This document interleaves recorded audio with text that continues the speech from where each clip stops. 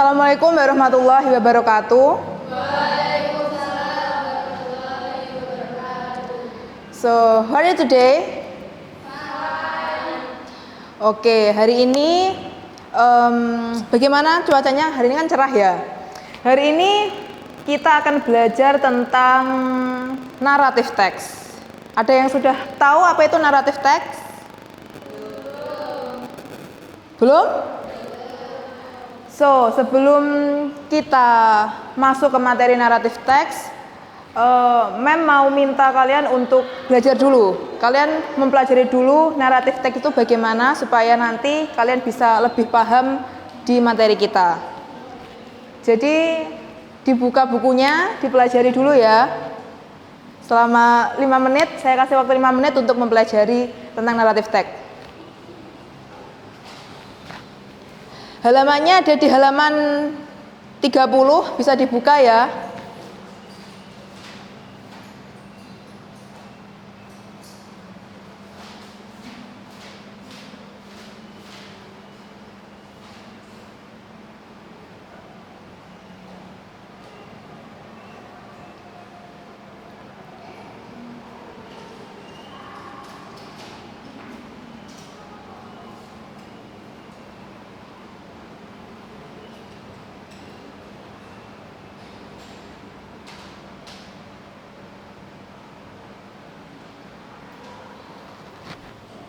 Sampai 245 ya.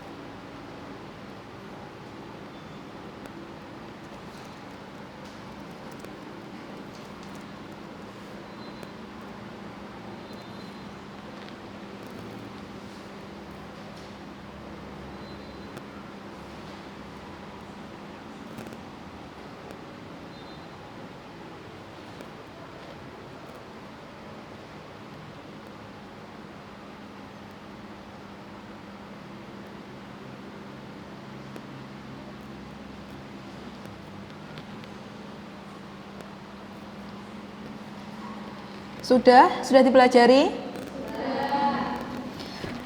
So, karena kalian sudah mempelajari, kita akan berdiskusi bersama tentang naratif teks. So, what is narrative text?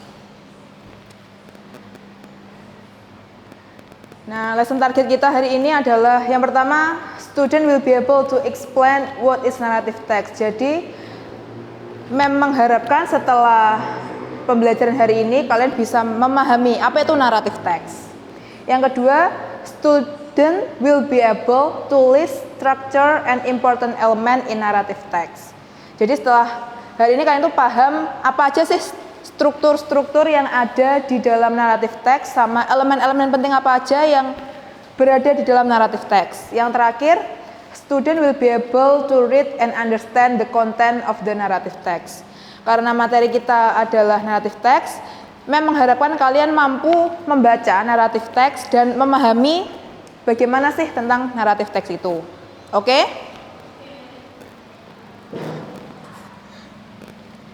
Yang pertama, naratif teks. Narrative texts are texts that recount events in a sequential and interconnected manner with the aim of entertaining the reader. Narrative text can be both fiction and non-fiction stories and usually use imaginative language and express the writer's emotion. Jadi dari yang kalian pelajari tadi apa? Narrative text tentang apa? Tentang cerita fiksi. Yes, it's right. Narrative text itu biasanya berisi cerita-cerita fiksi, tapi ada juga yang narrative text yang non-fiksi. Terus kalau dilihat dari pengertiannya, narrative text itu menceritakan tentang apa? Sebuah kejadian di mana kejadian itu tidak nyata atau fiksi. Dan biasanya narrative text itu berdasarkan imajinasi dari siapa? Penulis.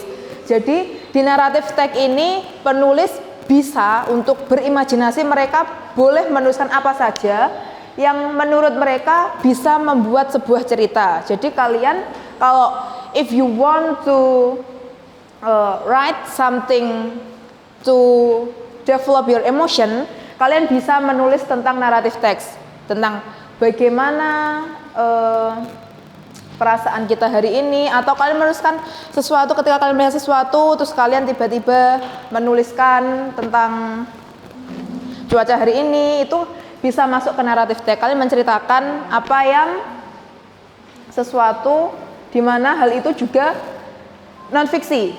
Kalian bisa menceritakan kayak imajinasi kalian. Hari ini aku berimajinasi pengen katakanlah I want to pergi ke Korea. Nah, kalian tulis naratif kalian tulis cerita kalian dari apa saja sih yang kalian imajinasiin di menulis naratif teks tadi. So, dari sini paham semuanya?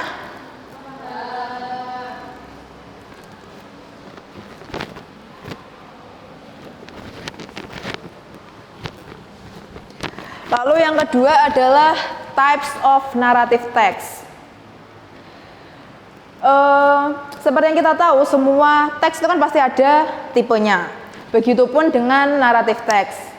Narrative text itu tipenya apa aja sih? Seperti yang di penjelasan tadi, narrative text itu berisi tentang non-fiksi teks ataupun fiksi teks. Nah, tipenya itu ada fable atau fabel. Kalian pernah nggak baca tentang fabel? Pernah. Atau tentang mitos atau legenda? Seperti legenda Joko Tarub, terus legenda Gunung Budek, terus legenda Roro Jonggrang, itu juga masuk ke narrative text. Lalu folktale or folklore atau cerita rakyat. Kalian pernah nggak baca cerita rakyat? Kayak apa aja contohnya cerita rakyat? Malin Kundang, terus Timun Mas, right? Terus Batu Menangis, right? And then fairy tales atau dongeng. Kalian pernah nggak baca dongeng yang menurut kalian tuh kalian suka banget sama dongeng itu? Ya, contohnya apa aja? Cinderella. And then Snow White. And then one more? Tinkerbell. Oke. Atau love story, cerita cinta atau romance. Kalian suka nggak cerita romance? No? Cerita cinta kayak apa ya contohnya? Cerita tentang, kalau kalian nggak suka, biasanya cerita cinta itu kan menceritakan tentang kisah percintaan seseorang ya. Biasanya kalau di dalam buku itu atau di teks itu biasanya kayak menceritakan sebuah kejadian di mana mereka bertemu, terus mereka jatuh cinta, they fall in love, and then nanti mereka akan pacaran atau menikah, seperti itu cerita cinta. Atau personal experience, seperti yang saya bilang tadi, seperti yang Mem bilang tadi, personal experience tentang pengalaman kalian bisa masukkan itu sebagai narrative text. Contoh, hari ini suasana hati saya sedang bagus, terus saya pengen nulislah sesuatu tentang menggambarkan suasana hati saya. Kalian pernah nggak nulis tentang pengalaman pribadi kalian? Pernah. Contohnya apa saja? What do you write? Tentang? Liburan. Terus apa lagi?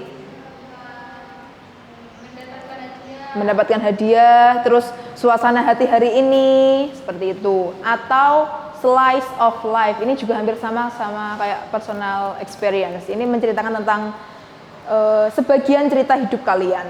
So, dari sini paham nggak types of narrative text? Paham? Oke. We move to structure of narrative text. So, sebelum kita masuk ke structure, kalian tahu nggak strukturnya apa aja? Sebelum saya menjelaskan tentang structure of narrative text, apa aja strukturnya? Ya, betul. Orientation. Apalagi? Complication. Jadi sudah mulai paham. Resolution. Kita mulai, yang pertama adalah orientation. Kalian tahu nggak orientation itu apa sih sebenarnya? Pengenalan, right? Orientation contains the opening of a story that usually introduce the character and setting of a story. Jadi di orientation ini biasanya menggambarkan tentang pembukaan dari sebuah cerita naratif yang isinya itu karakter dan juga setting dari cerita tersebut. Nah, karakter itu apa sih? Dari yang kalian tahu? Characters, pemeran dari cerita yang kalian baca atau cerita yang kalian baca atau cerita yang kalian lihat. Terus setting itu apa? Ya, betul. Setting adalah latar. Di sini setting itu mendeskripsikan sebuah kejadian. Contoh, di setting ini dibagi menjadi 3. Ada yang tahu? Time setting, and then place setting, and then atmosphere setting. So, yang pertama kita ke time setting, yaitu latar waktu. Nah, di latar waktu ini, kalian tahu nggak? Di latar waktu itu menjelaskan tentang apa? Menggambarkan tentang waktu berlalunya cerita. Sedangkan kalau place setting adalah tempat kejadian. Dan yang terakhir adalah atmosphere setting atau latar suasana. Di mana suasana itu biasanya apa aja sih suasana? Senang, terus sedih, marah, kecewa, seperti itu. Bingung, it's a atmosphere setting. And then yang terakhir di orientation itu juga ada plot. Kalian tahu nggak plot itu apa? Alur, ya. Plot is a storyline that is a series of events that form a story. Jadi plot ini isinya adalah alur cerita yang kalian buat di narrative text atau sebenarnya di teks manapun pasti ada alurnya.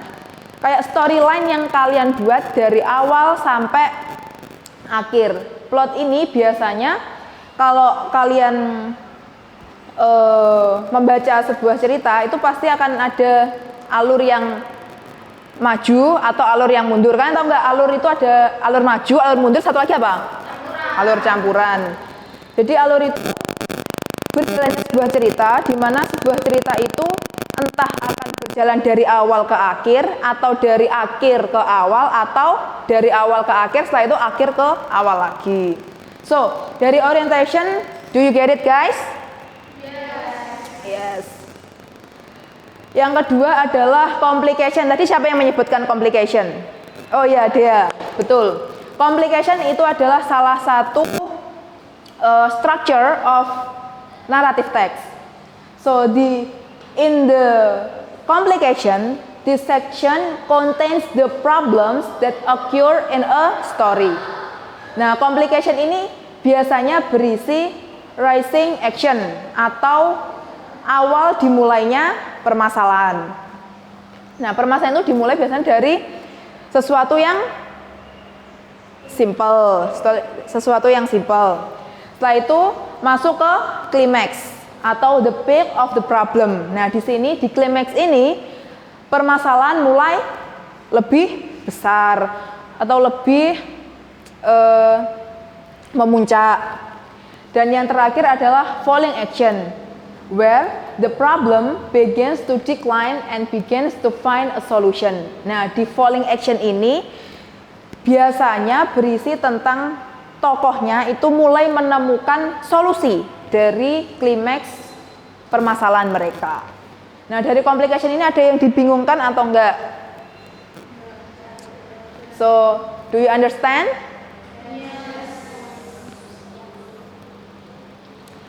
And then resolution. Nah, resolution ini yang terakhir berisi resolusi atau the end of a story. Jadi ini tuh akhir dari sebuah ceritanya. Nah, ada 3 tipe resolution. Yang pertama happy ending. Kalian happy ending, sad ending atau cliffhanger. If you want to write narrative text, kalian pilih membuat ending dari cerita kalian itu happy ending atau sad ending atau cliffhanger. Happy ending, sad ending. So up to you guys. Nah, di resolution ini ada 3 types of resolution. Yang pertama happy ending.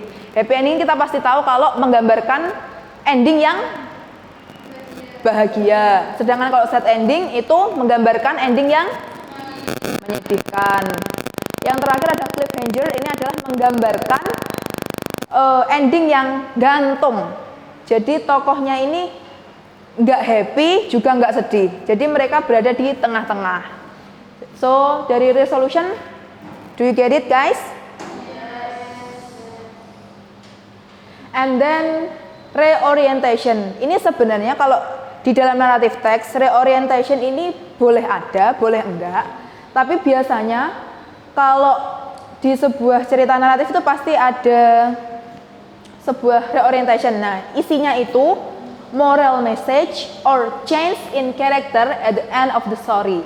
Jadi reorientation ini biasanya berisi apa? Amanat atau enggak tokoh di dalam cerita naratif tadi berubah sifat atau berubah karakternya dia dari yang baik menjadi jahat atau dari yang jahat menjadi baik.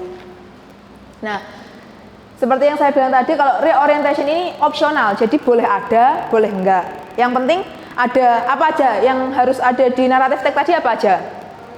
Orientation, complication, resolution. So kalau yang reorientation ini optional. So after that kita akan belajar example of narrative text. Jadi setelah kalian memahami tentang narrative text, kalian paham nggak narrative text tadi apa aja?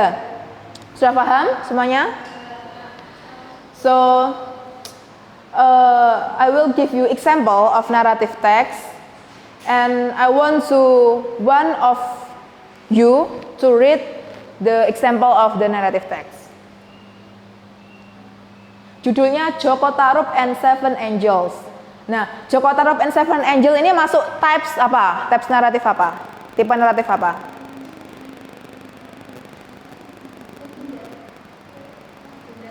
Legenda, ya. Ya, that's right. Ini adalah legenda dari Joko Tarub dan 7 bidadari. So, do you want to read for the orientation? Siapa yang mau baca? Ya, silakan. Maju. Judulnya juga. Yes. Joko Tarub and Seven Angels. Once upon a time, there lived a young man in the middle of a forest. The man's name is Joko Tarub. Joko Tarub really liked hunting animals. At that time, Joko Tarub was exploring the forest to hunt. However, for a long time, he didn't find any animals. Finally, Joko Tarub decided to rest and take a short nap. Thank you. Tepuk tangan semuanya. Nah, dari contoh ini tadi, ini adalah contoh orientation. Nah, ciri-ciri orientation itu biasanya gimana aja sih? Biasanya dibuka dengan once upon a time, atau kalau enggak gitu pada suatu hari, kalau pakai bahasa Indonesia pada suatu hari. Nah, itu untuk membuka sebuah naratif teks, membuka sebuah cerita di naratif teks. Nah, di orientation ini menceritakan tentang siapa? Joko Tarub. Joko Tarub yang suka hunting animal. Nah, ini di orientation ini biasanya berisi hal-hal seperti yang umum. yang harus diketahui di awal supaya pembaca itu lebih apa? To be more interested to read this text. Nah, setelah itu at the time Joko Tarub was exploring the forest to hunt. Nah, ini diperjelas lagi di at the time. Nah, di orientation ini diperjelas dengan di at the time Joko Tarub was exploring the forest to hunt. However, for a long time he didn't find any animals. Finally, Joko Tarub decided to rest and take a short nap. So, dari contoh ini paham nggak orientation itu seperti apa?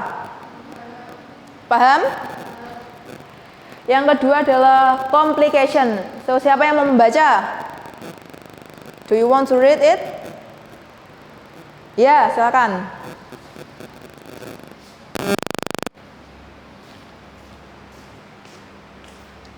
Not long after, there was the sound of laughter in the direction of the gurgling water of the lake.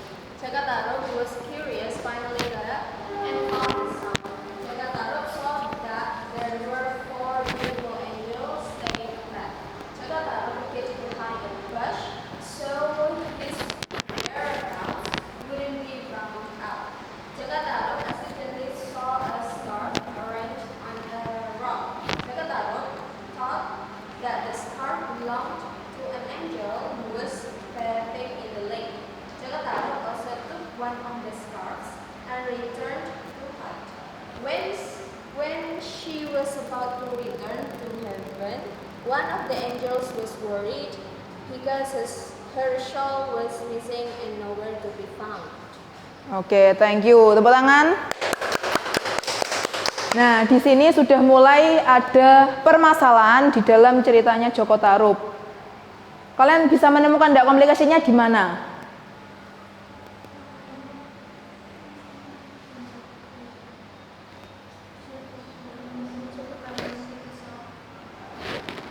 Complication awalnya di Joko Tarub melihat 4 beautiful angels. Nah, setelah itu di klimaksnya berada di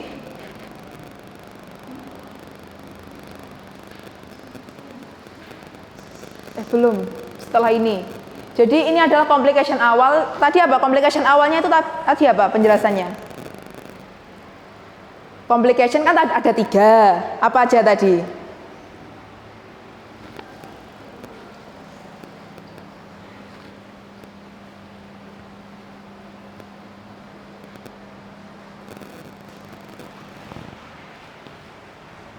Nah, berarti yang tadi dibaca oleh Mas Turoh tadi isinya apa? Yang raising action. Yang pertama dimulainya problem atau permasalahan. Nah, setelah ini yang akan dibaca adalah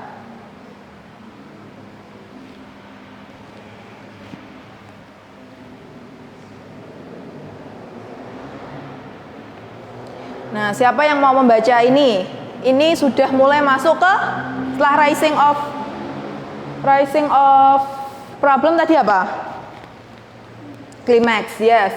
Do you want to read it? Yeah.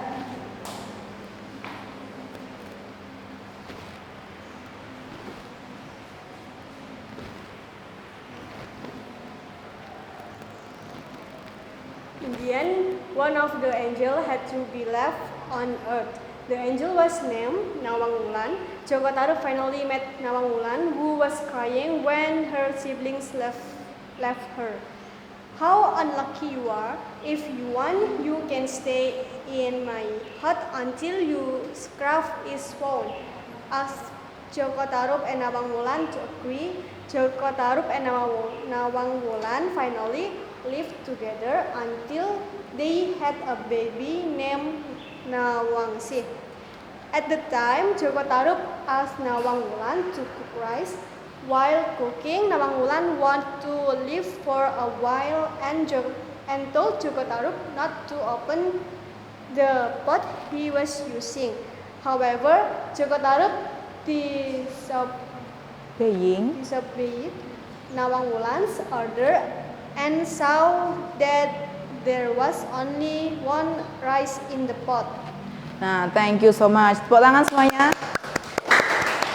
Nah, di sini sudah ada apa tadi? Klimaksnya, di mana Joko Tarub dia setelah bertemu dengan Nawang Wulan, dia menikah dan hidup bersama dan punya anak namanya Nawangsih. Setelah itu klimaksnya itu berada di sini.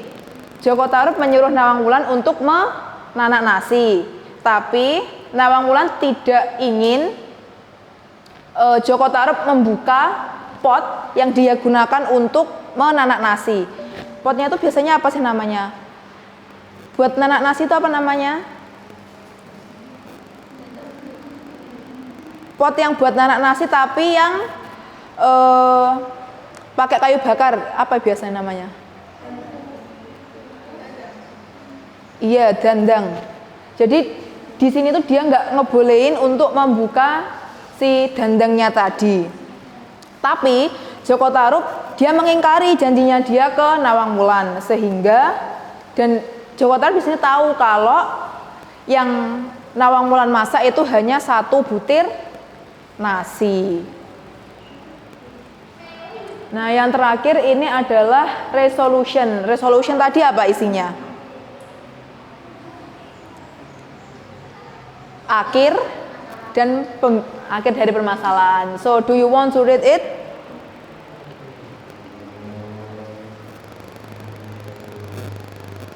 Yes.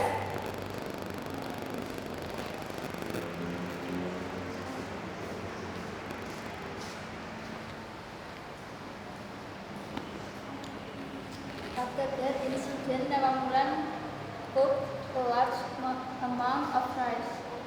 Day by day, the rice supply is getting less. When Nawang Wulan was about to cook rice, he found a lamp at the bottom of the rice storage area. Nawang Wulan saw that there 28. was a scarf hidden there.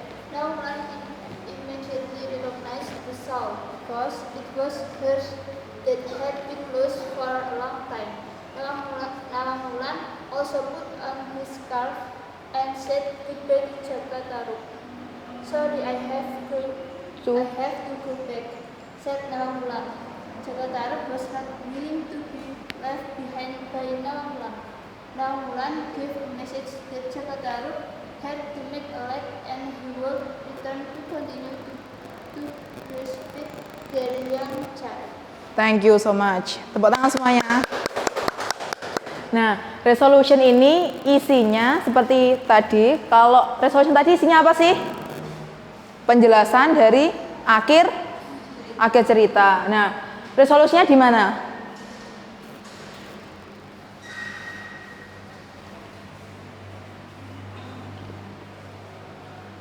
After the incident, Nawang Wulan memasak a large amount of rice.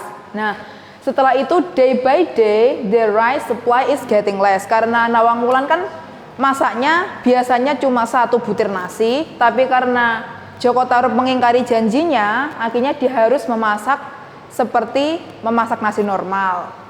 Nah, setelah itu ketika Nawang Wulan memasak nasi, dia menemukan apa?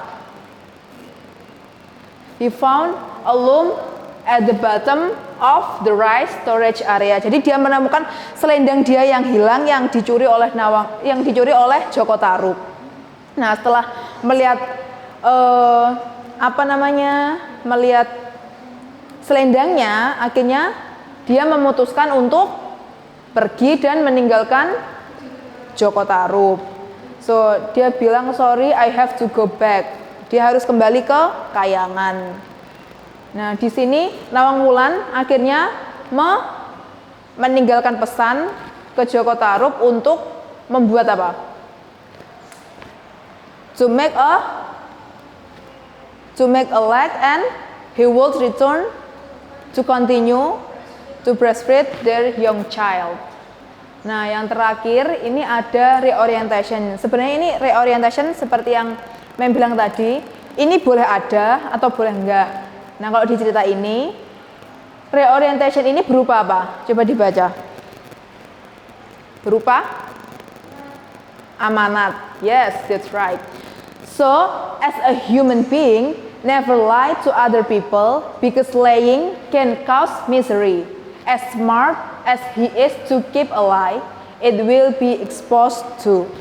Jadi, reorientasi ini adalah pesan dari cerita yang telah kita baca tadi. Apa ceritanya? Joko Tarub and Seven Angels.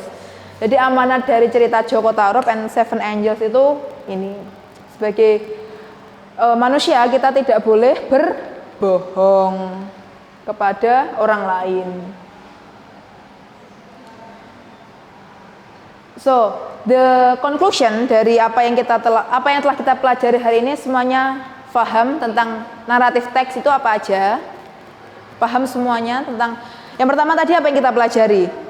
Pengertian naratif teks yang menceritakan tentang sesuatu yang fiksi atau non fiksi atau berupa imajinasi penulis. Yang kedua ada types of naratif teks. Tipenya apa aja tadi? Salah satunya adalah fabel. Terus structure of naratif teks apa aja?